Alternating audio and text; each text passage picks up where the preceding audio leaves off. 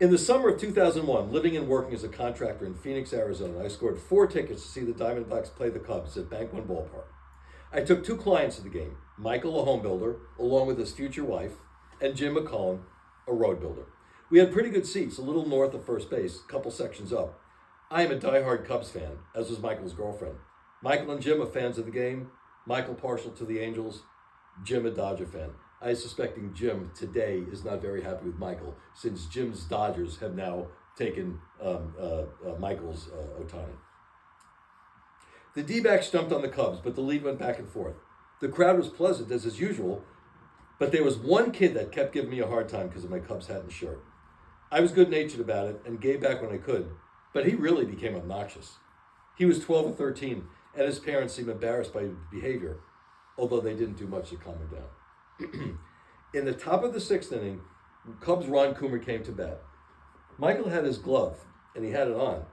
We all had beers to manage, and were enjoying the game, talking back and forth, when Coomer fouled one off toward the first base side. Michael and I saw the ball come off the bat, and with amazing speed, slice toward the section below us. Incredibly, it skipped off 3 sets of hands like a flat stone on calm water. Then the ball was right in front of us.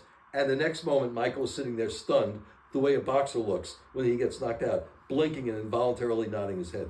The ball had hit him right in the forehead.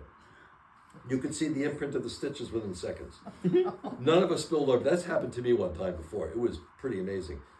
My eye turned about 46 different colors. It was incredible.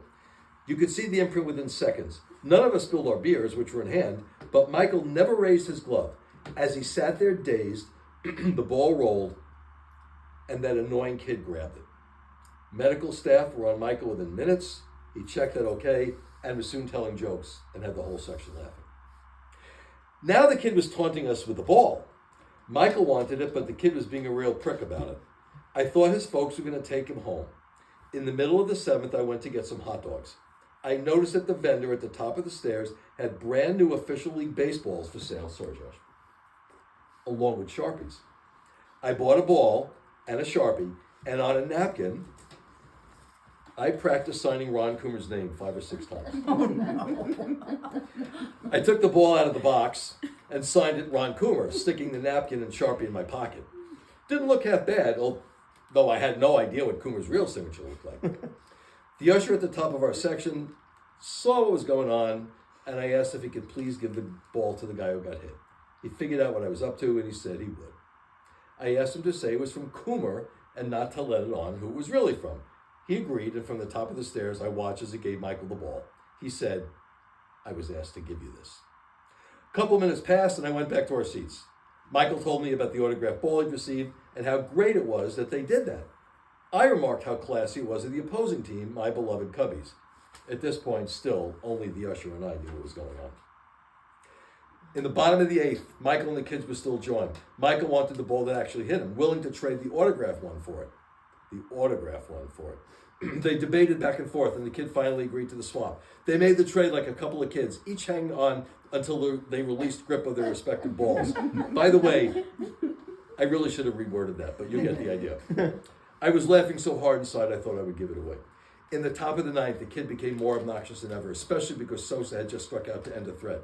The D-backs won. We said our goodbyes, and Michael and his gal turned to one way to leave, and Jim and I went the other.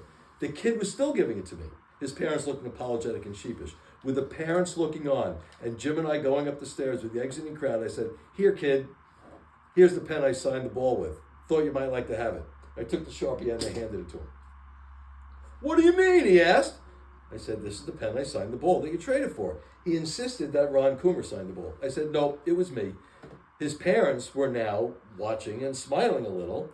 I said, "Yep, I signed that ball and I had the usher give it to my friend." The kid basically called me a liar. I reached into my pocket, pulled out the napkin and said, "Here, you might as well have this too. It's a napkin I practice on. I think you'll find that the signatures match perfectly." The parents were in full smile as the kid stood there dumbfounded, looking at their signatures on the ball and the napkin. A look came over his face, and he knew he'd been had. It was priceless. I smiled at him and said, "You can't be fun of the old ballpark, can you?" and departed. The parents shook my hand and said thanks. This was on a Saturday. Michael didn't hear the story until Monday when we met on a project. He laughed so hard he could barely stand up. Jim was riding with me, and we laughed all the way back to Tucson. It was a great day. That's from Andy Rowe in Chino Valley, Arizona. And that space is the bleachers, or backyards, the ballparks. It's whatever it is.